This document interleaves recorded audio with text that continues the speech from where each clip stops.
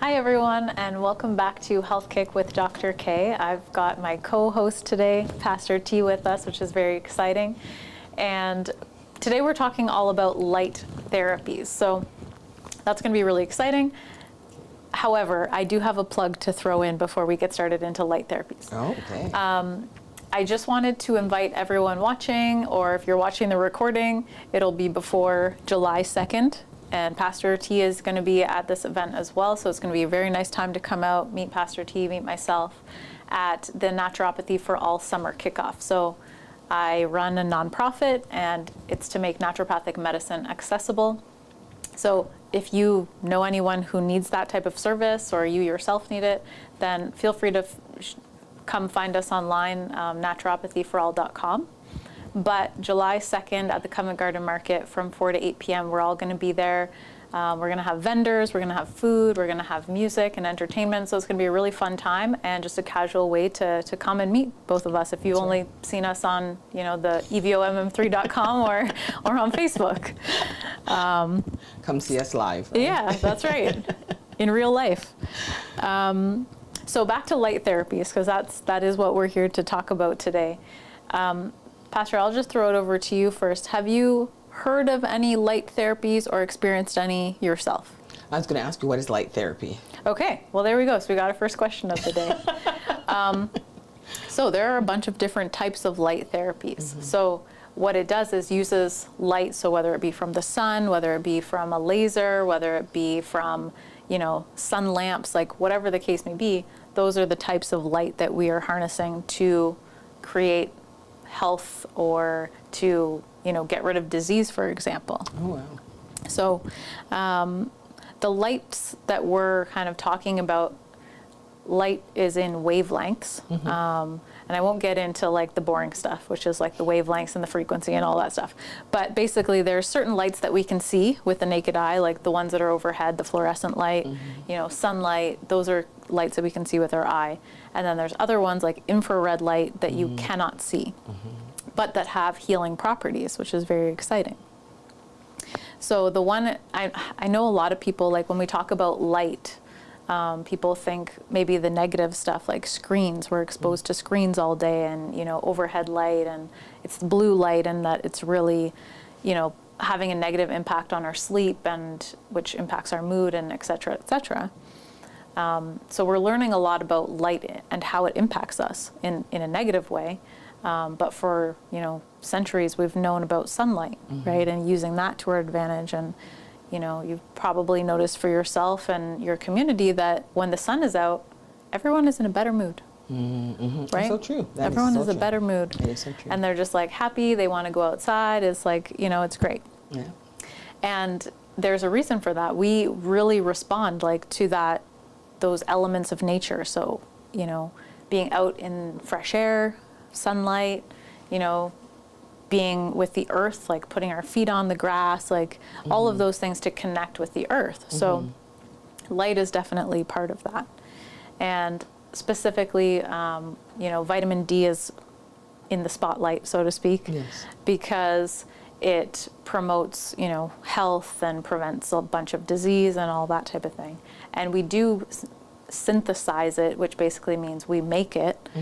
When sunlight hits our skin then produces vitamin D through, connecting with the liver, etc. But we do produce it from sunlight, which is, there's been a lot of debate back and forth of whether supplementing vitamin D or getting it from the sun is better. And supplementing is, we really have no choice. When you live in a country that has a long winter, right? Yeah. Or that even in places like Arizona, they were finding people with vitamin D deficiency. Oh, wow. And it's just because people are not going outside, right? They go to work, they go home, they go to work, they go home. That's it, right? Yeah. So even there, they need supplementation. So I guess that's a side story. But the sunlight that we get, the vitamin D we create from sunlight actually has more benefits to us than just supplementation alone. Can I ask you a quick question? Yeah. How much sunlight should we be getting each day? So if we can. Right.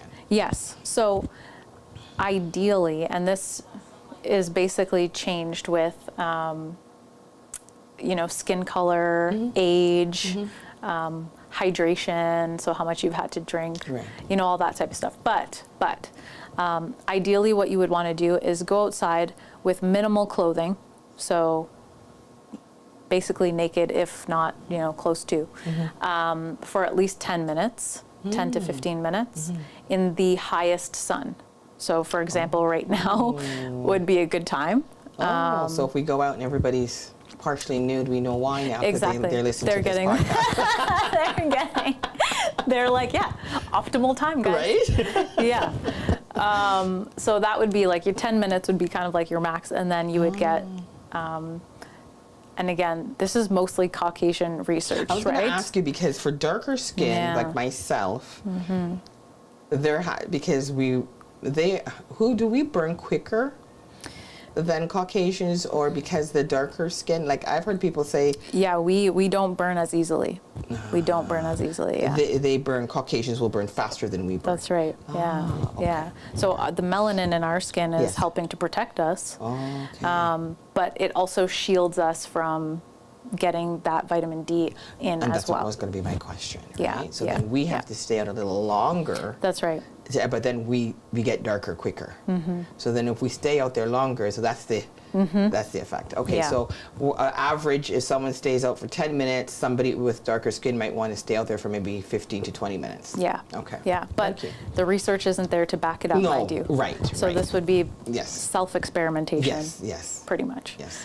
But yeah, and then that's the idea. But if it's not high sun like how it is right now, then you'd stay out longer essentially. So you'd have to kind of moderate how intense the sun is and all that type of stuff, and how much of your body is exposed. Because you can get skin cancer from the sun. Yes. So you have to know how to moderate. I guess in everything in life, it's moderation, right? That's right. Yeah. But it's better than the supplements. But are we still at this point, somebody in their 40s trying to do this now, is it enough that they don't have to take the supplements? Probably not. Right. Yeah, probably not. Especially for anyone that has a darker skin cone, like any pigmentation at all. Yes. You still need to supplement, because realistically, it's just not realistic to be outside in the middle of the day. Yes. Right? I supplement. I have my vitamin D because I know about that, and I Yes. try to get my children and grandchildren even, because we don't get as much as we're supposed to That's get. right. And so I always, let them have their vitamin D because it's important. And we do our B13 and all of that too. Yeah, so it is certainly important for sure. So that's the importance of sunlight. So getting that high quality vitamin D that we're able to make ourselves is huge. A lot of people, like, when babies, they come out kind of yellow looking. They have that jaundice look. Yeah. That too is actually treated with a light. So they're put under that blue light. Right. Yeah. Well, it looks blue to us. It's not actually blue, but they're put under that light for a couple days and just kind of like rotated, just to make sure that all their skin is hit by the light. But that's another way that light is a treatment. So basically what happens with that is you get this compound that builds up in the skin, turning it kind of yellow, and then this light actually helps us to break down that compound so that it can get out of the system, and then they can get rid of it. It's nothing life-threatening or anything like that. So if that happened to you, or your baby or whatnot, it's an easy fix with just that little light for a couple days. So another cool way that light has helped us out. I know what I wanted to say too. We're kind of out of it now because we're into like summer. Now is officially summer, right? But now you can prepare for winter, because people get what's called SAD, which is seasonal affective disorder, which basically means that when the days start to get shorter, depression starts creeping in. What is it called? Can you say that again? It's called SAD, which stands for seasonal affective disorder. It's so true. I notice that people's behaviors, even mine, it changes. You get grumpy. Yeah. Grumpy. So it's getting dark. And I'm a happy-go-lucky person. Yeah. So. Yeah. But in the winter, when it's like dark at 4 p.m. and you're like, I woke up in the dark, I went to work, I went home in the dark, everything's dark. Yeah, exactly. And then your mood kind of follows. Yeah.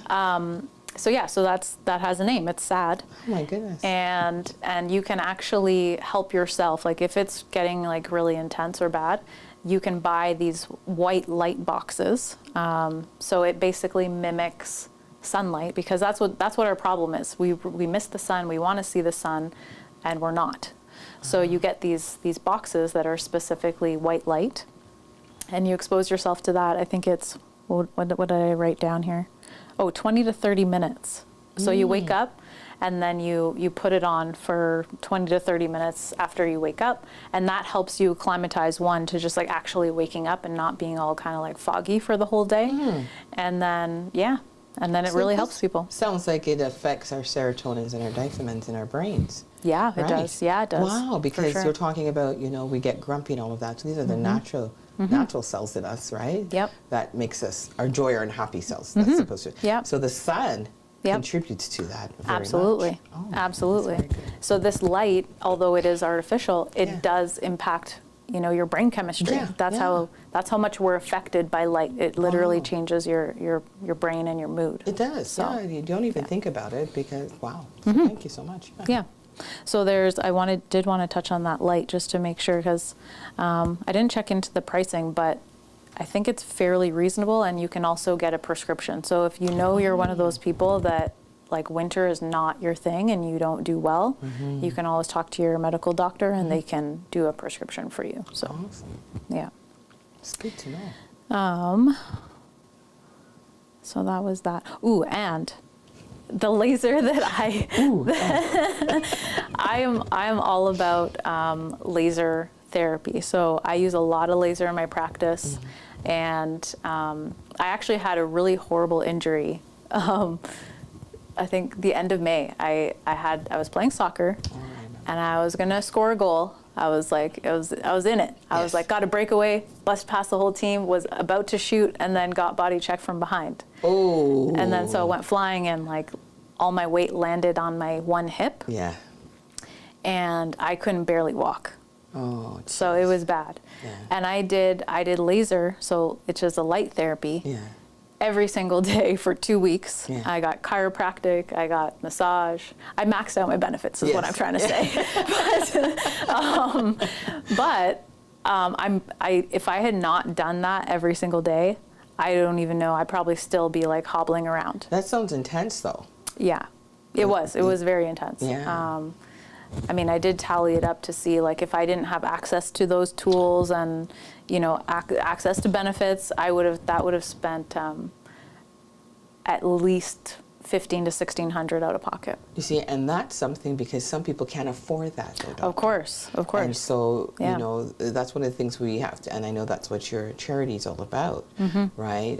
To help those that can't Yeah. afford these treatments, but it's important because look how you had that, and Yeah. how it paid off. Yeah. Right? Literally, yeah. I couldn't walk. I could not walk. Wow. And then 3 weeks later, I was playing soccer again. So Wow. it was very intensive treatment.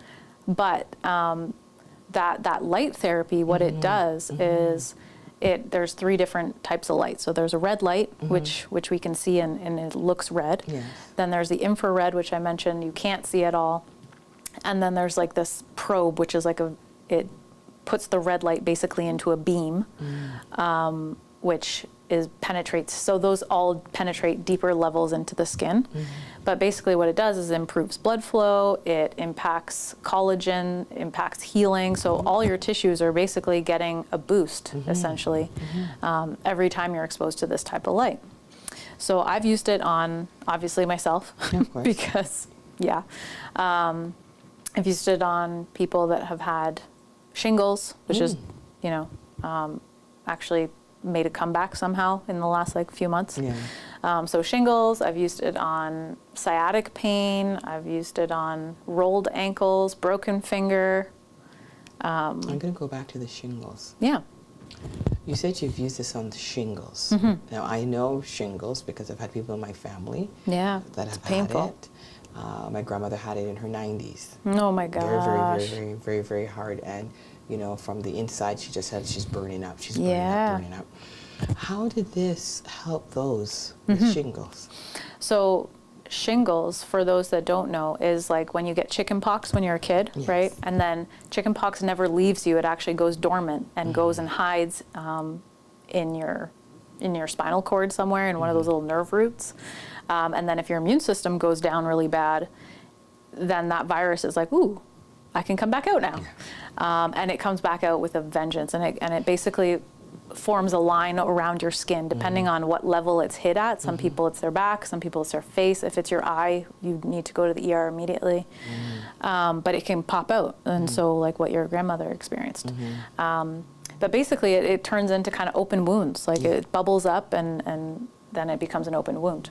So what you do with the laser is you actually put it on there and it helps those wounds heal up so that they start scabbing. And then once they scab, then they fall off and it turns into a scar. But the laser helps the scar like be less and less over time. Wow. Yeah. Oh my goodness. Yeah. I just wanted to know because I'm like, I know what shingles are and you're saying that light can help that. So I just want to get the understanding of how that works. Yeah. Wow. Yeah. That's awesome. Yeah. So and it's quite painful, right? Yeah. So I mean, most people take Lyrica, like they get prescribed Lyrica. But the laser helps to minimize how long you have to take Lyrica for, and helps it heal faster, so you're not in pain. As long. Yeah. It doesn't take away the pain though, but it just does the process, the healing process a bit faster. That's very good. Thank you for that. Sorry to interrupt you. I just when you said the shingles, I just want to get that understanding. Yeah, no, for sure, absolutely. And then so it's kind of a multifaceted thing when you're using laser because it works on other viruses like cold sores, like people that get cold sores all the time. It helps with that too. But so it works on, as I say, different things, but wounds for sure. Like I've had some people that softball is in full swing right now, and they've, people that dive for the base and then they like lose half their skin because they dove. I've used it on that too. So just helps to close everything up really quickly. For the wound, Yeah. Wow. So yeah, and any tissue type, so nerve, muscle, bone, ligament, you name it. It's very, and it doesn't feel like anything. People are like, oh, this is gonna hurt. What? No, it feels like nothing. So which is good. And most light therapies are like that. It feels like nothing is happening. Yeah. And you're just like, is this thing on? So like, it's on. the process is I would love to have seen how to do that. Which I've had a table here, and then I could have been your example for the day, right? Yeah, sure. And so walk me through it now. So I'm coming in to see you, and I have my sciatica is acting up. Yeah. Okay, so I get on the table. You take this wand thing. So it basically looks like a big rectangle, and then it has like all these, like that little kids thing where it's like there's a black thing and then you poke all these little holes and the light's coming through. Oh I don't know the name. Forget the name of it. Yes. What is it called? Light Bright. Here's a plug for Light Bright. Everyone's going to be going on to Amazon. Light Bright. Yeah, but don't use Light Bright as a laser. It looks like that pretty much though. Yes. Okay. And so and then you just put that over the area. But for sciatic, so I personally, like sciatic pain is, again, very intense. People can't move, they can't walk. Right? Yeah. So they are just like, do whatever you want to me. And I'm like, great. Yeah. I will do whatever When it comes on me, that's what I say. I say, that's it. Yeah. I'm yours. Whatever it takes, right? So for that specifically, I would actually probably do a combination of laser over the area because usually people have like a herniated disc which pushes on the sciatic nerve, which then shoots the pain down. So I would put the laser over top of the disc that I think is being inflamed or bothered. And then I would actually use acupuncture along the trail that the sciatic nerve takes. Okay, so I want to get an understanding of this laser. So when you put the light on, is there a heat? Am I feeling a heat, or is it just a light that's radiating over me? Or is there a heat coming down?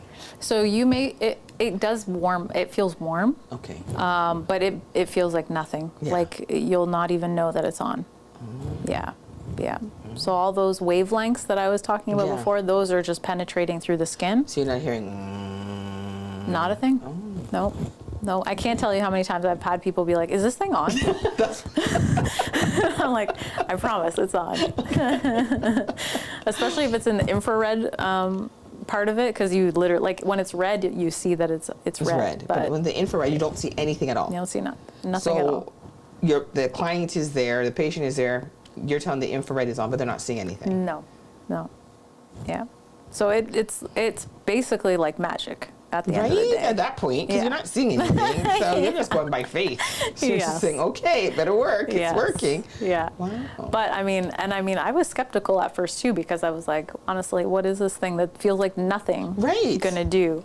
But as I say, I've used it on so many different ailments and used it on myself. I was going to say that. That's a great testimony when you can say, well, I've used it. Yes. And I'm great. Yes. Right? So this is what it is. Yeah. Wow, it's amazing. Too bad you didn't bring one with you to let us see one. Yes. And you know what? I should have. I honestly should have. I'll think of that for next time. I'll bring like props. Right? Be like, this is what I'm talking about. Now, other kinds of light that are in that similar realm of like infrared, because you've heard of like saunas that are infrared sauna maybe, and then there's like red light sauna, which red light saunas. they're very similar. I heard of red light district. Oh, I mean that's less therapeutic. I don't know how therapeutic that place is, but yeah. So yeah. Her studio audience is cracking up here too. It's great. But yeah, so then you get the benefit of the light, right? Which all we just talked about. Plus you get the benefit of sauna, which is like that heat aspect. So saunas are known for, like being the equivalent of doing a moderate intensity workout, right? Because your heart rate goes up, your blood pressure goes down, you're sweating. You're getting rid of toxins, like all of that stuff. So, which is nice because then you're combining that infrared with that heat aspect, which is a really good combination. So I have a question now. So you have your body is hot from doing the sauna, sweating, pores, all of that. So how does the two combined can work together? That's what I want to understand. So the light piece is going to be for both are going to improve blood flow because your heartbeat is elevated. So it's kind of a double whammy there.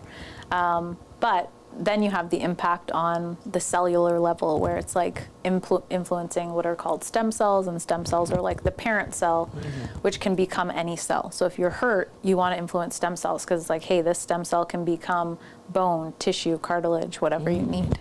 Yeah. Okay, thank you for that. So it's kind of like double bonus. What they used to call that? Double your pleasure. That's right. Yeah. Yeah. Experiment gum. Yeah. We're just like free advertising for everyone today. But the infrared sauna, there were some conditions that are like really indicated to go in for the infrared sauna. So you've got high blood pressure, heart failure, dementia, Alzheimer's disease, headache, diabetes, and arthritis. So this is for the red light. This is for the infrared sauna. The infrared light. So these things help. So you can have clients that has dementia and it can help. Yeah. Alzheimer's. Yeah. So it helps them with remembering things. Their memory, or do they recapture their memory, or just helps them from the point where they are now? From the point where they are now. Yeah. So you're hoping that it will help slow down progression. Okay. Yeah. It's good to know that so we can get an understanding and dementia, because you said those are two big things. Yes. With our wisdom community, and even it's things that's happening in the younger generation now too. I find that people in their 40s are starting now to have early set of Alzheimer's, and so this is very good. Yeah. Speaking to family members, when I speak to them and knowing that this is things that I can say, well, speak to your doctor. There's this kind of therapy, which is really great. So I thank you for that. I really do. Yeah, for sure. And you said high blood pressure as well. High blood pressure, yeah, because when you're in the sauna, you're heating up, right? So all your blood vessels are getting bigger, which actually lowers your blood pressure. So although your heart rate is elevated, your blood pressure is actually going to go down. Oh, wow. Yeah. Okay. Which, safety-wise, there are some contraindications. So reasons for not going into the sauna with this, you have to know your tolerance to heat, right? Yes. There are some people that kind of get faint, right? And you don't want to You do not want to faint in the sauna. No, not right? at all. You want to make sure there's somebody with you too. Yes, yeah. So there's some safety issues, but if you talk to your healthcare professional and they think it's suitable for you, absolutely, then by all means, right? Yeah. This is great. Thank you so much. Yeah, of course. What else? I think that's the most. Those were my salient points. As far as that goes. So can I just go back through that list again? So you said high blood pressure. Yep. Yeah, I heard you say Alzheimer's, and you said dementia. What was the other? You said heart failure. Heart failure. Yep. So explain that now. So there are basically levels of heart failure. So you can have heart failure that's like leading to death. That's like on the one side of it, but you can have heart failure where your heart is just not pumping sufficiently. So a lot of times, like, people will have really swollen legs. And so that's kind of like the early stages of it. And that's when, again, you want to hit it in the early stages.